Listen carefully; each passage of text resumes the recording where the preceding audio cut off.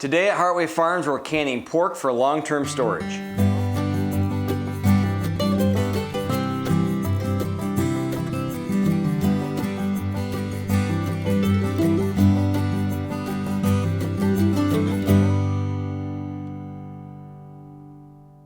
All right, so what you're gonna need to start off with your canning process for your pork is some salt. We use our Redmond salt, and it's gonna be about 1/2 teaspoon per quart container, correct? Yes. I have Julianne with me because she's the professional canner. I just do the canning sometimes. I like to can the meat because it's a great way to store our meat and create a little bit of resiliency. Instead of having all of our meat in a freezer, if the freezer goes out and goes bad, you lose all your meat if you don't catch it in time. So by having it canned up, it's ready for long-term storage. We usually use our meat within a year. A lot of people ask how long can you use it for? We usually consume it within a year, so I'm not concerned about keeping it for years on end, just using it for the year that we're gonna put it up. We happen to get a really good deal on some pork, and we're gonna be canning it up in our quart jars using our Presto electronic canner. We'll go over that later. And then we've got a couple things that we're using. We're using the jars and our lids from ForJars, and then just getting everything going here. So you're gonna need salt, you're gonna need your pork, you're gonna need your quart jars with your rings and lids. You're gonna need a nice sharp knife to go ahead and cut your pork into some chunks. And then you're gonna have your Presto canner that we're gonna get set up, along with some vinegar to wipe off the jars before you seal up the rings. Is that correct? Yes, that's All right, correct. there we go. So we're gonna get to cutting this piece of meat up and getting it put into portions into the jar, and we'll take you through that process.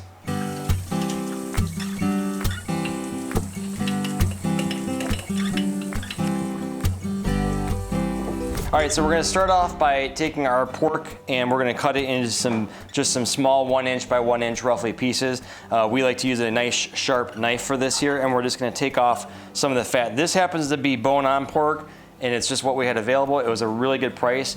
And that's something to consider real quick is, yes, it's great to have farm fresh stuff, and yes, it's great to build those relationships in your community, but sometimes you just find a really good deal and it's worth stocking up on meat. This was 99 cents a pound, and for us in this area, that was a phenomenal deal. So we're gonna go ahead and prepare some of this for eating fresh and freezing some cuts of it up as well, but then we're also gonna prepare some of it because we got so much of it to put into our jars here. So we're just gonna take off some of the fat and we'll put that off to the side. We don't need to take 100% of it off, but just the big fat caps.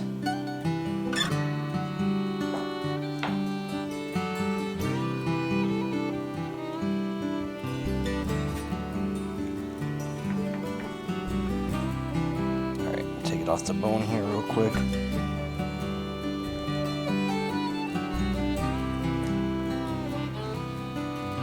And the nice thing is it does not have to be any professional meat carving job here. We're just getting it done.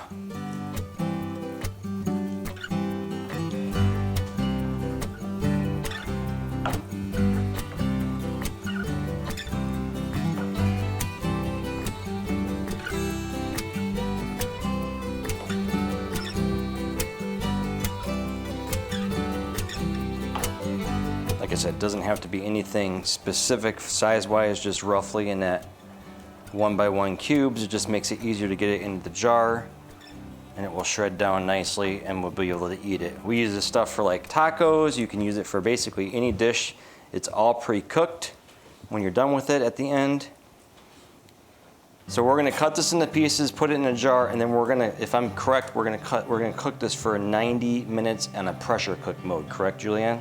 Yes, they will be pressure canned for 95 minutes actually. 95 minutes. I like to do the full 95 minutes for the quarts. Okay, so we can go ahead and start putting that into the jars that have been pre-washed. And I would say that we put that in there, that we don't like pack it hard, but it ends up creating space through the cooking process anyhow, so you don't have to worry about overpacking it really, is that right?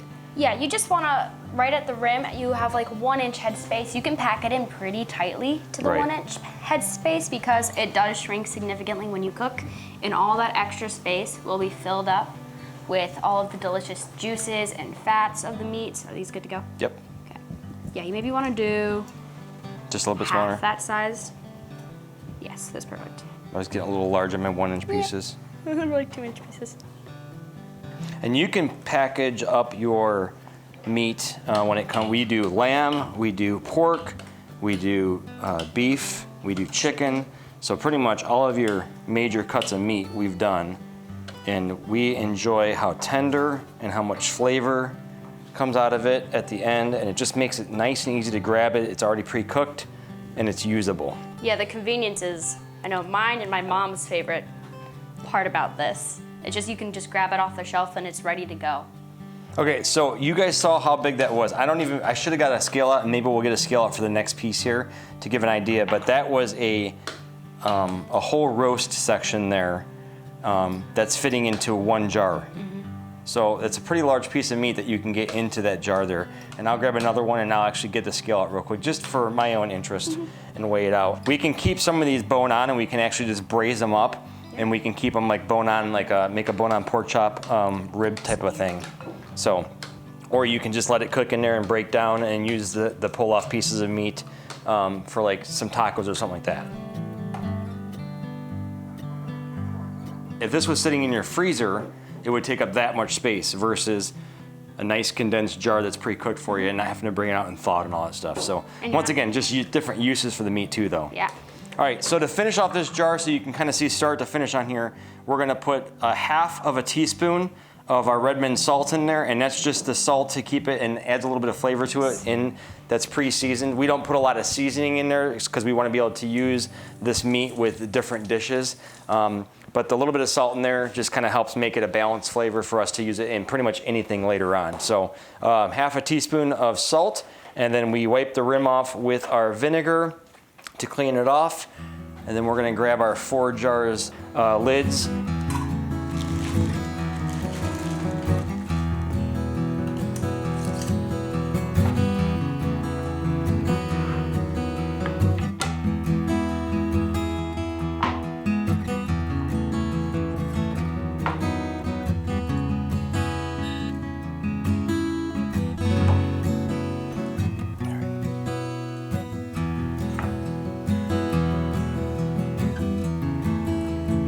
Like I said, we're not throwing all that away. I'm just putting it off to the side for this part of the process.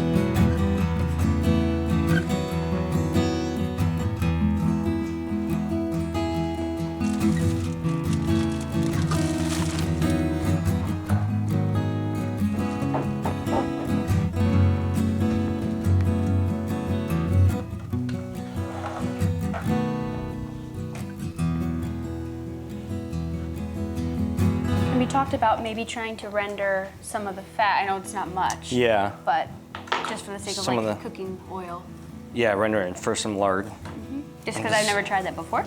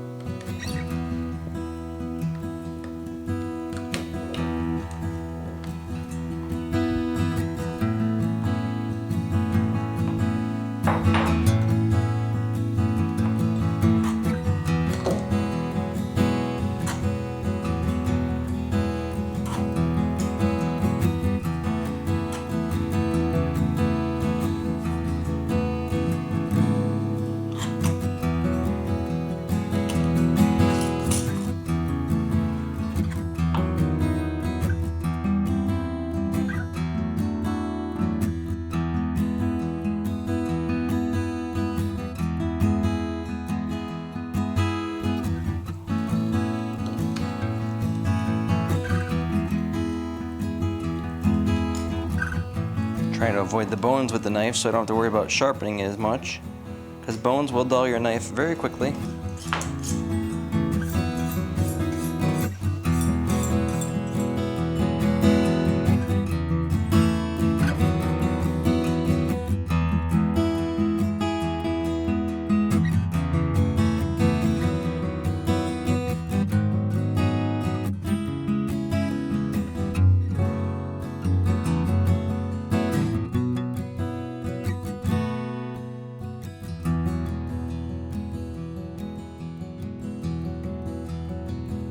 All right, so we've packed our 1 quart jars with our pork, and we've got them all ready to be canned up here. And we wanted to go over our Presto 12 quart canner because everyone keeps asking about it. Julianne, we like our Presto canner because of why?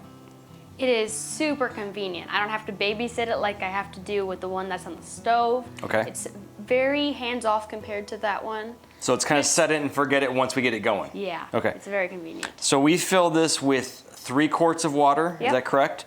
So 3 quarts of water for our pressure canner. We're gonna pressure can these for 95 minutes. Yes.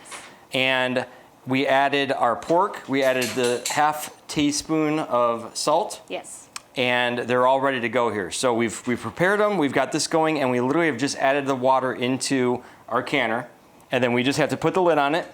So we've got it all ready to go here. And we did put a splash of vinegar in there. So like what, a whole tablespoon or 2? Yeah. And that's just to help with the mineral deposit that makes your cans all white, correct? Yes. Julianne is doing a lot of things here real quick, so back up real quick because I want to know.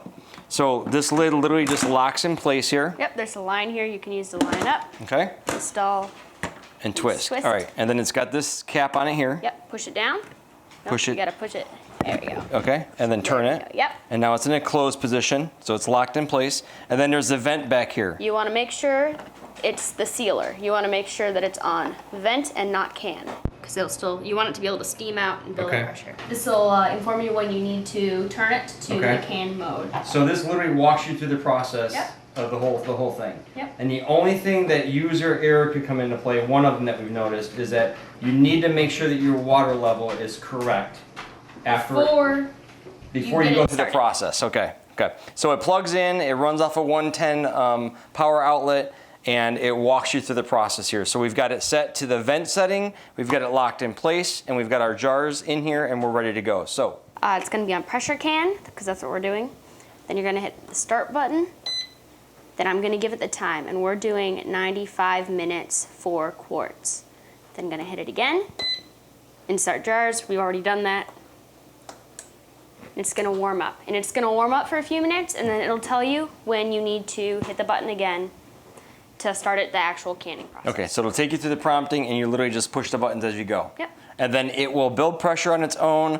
You turn it to the can position, and then do you ever turn this back to vent it off at the end? Or does it just self-vent? It self-vents. So you never have to turn this again? You don't have to turn it again if you don't want to. Sometimes I'll just make sure it's good, and then I'll like move it back and forth, make sure nothing happens. Okay. And it's all good. It'll be completely depressurized though if everything is gone according to how it's supposed to go. And it will say on here when it's all done? Yep, it'll say done. It'll say done. There you go, It'll done. say done. All right, so 95 minutes, it runs through the cycle. It does the actual pressure canning for, and then it has to go through its depressurizing stage. Yes. Kind of as a rule of thumb, we give it about 3 hours to run its full cycle maybe. Yeah, roughly. But it's hands off then. So we've done our process, we've put it in here, we've got it all canned up and ready to go, and we just set it and forget it now. All right, so we'll check back with you after we get these all squared away. All right, so it's done canning, and the Presto Canner says it's done right here because it says done. It checked it right there. It's done. It's that easy. It's nice because it's very easy to follow, right? So did we have to do anything to vent it or steam it off? No, it releases its pressure all by itself. It does it itself. So it's safe to open now. Yeah. All right. Is I'm allowed It's to the open it? moment of truth. Yes, let's see. So our cans have been in here for the full 95 minutes. Yep. It's gone through the depressurization, and ooh, check this out, Marie. It's like still bubbling. That's why it's cooked. Yep. It's pre-cooked. It's cooked all the way through. Cool. All right. We've done this before. We're not that surprised. So we don't tip them. We don't mess around with them, right? We use our nice, cool. Actually, you guys, we've had a lot of people ask about this. We like this one a lot. It's the actual ball canning gripper thing that we call it. We call it the canning gripper thing. So we pull these straight out. They're still bubbling. They're still hot, so we do not want to handle them. And we don't do the whole tipping or maneuvering or anything like that because we don't want the seals to accidentally break. Yes. Because as you can see, we added no fluids into this at all. And you can see it is gonna be full of fluids in there from the pork. So we will let these cool down and we will let them get ready. And then how do we store our cans, Julianne?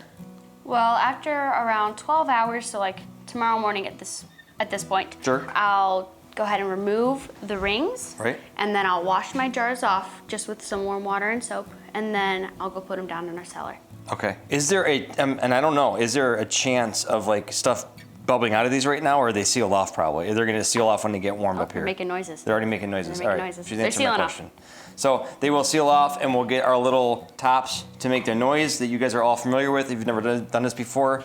Don't be afraid of trying things. We had someone else that said, like, what if I fail? You'll know, okay? That's why we take our rings off and they pop off. And the reality of it is, like we talked earlier, you could have all of your meat be lost in a freezer by a power outage. So learning how to do this and have a shelf-stable way of canning your food up and storing it, it has some risk to it as far as the seal not taking or something like that, but you'll know. And if you keep the lid, or keep the ring off of it, that's kind of a sure tell way, because it will expand and it'll allow all the air to get in, and if the air is able to get in, mold can grow, and then you'll know. You'll know. So there's not going to be any, you won't have any guesswork. You won't want to It'll keep be your pretty jar at that point in obvious. time. It'll go bye-bye. This is a great thing. Like I said, we like our canned meats. We enjoy our canned beef, our canned lamb, our canned chicken, and we'll have canned pork put up here as well. And so all things canning has been done. Thanks for being part of the Heartway Farms family. Please hit the subscribe button, and we'll see you guys soon.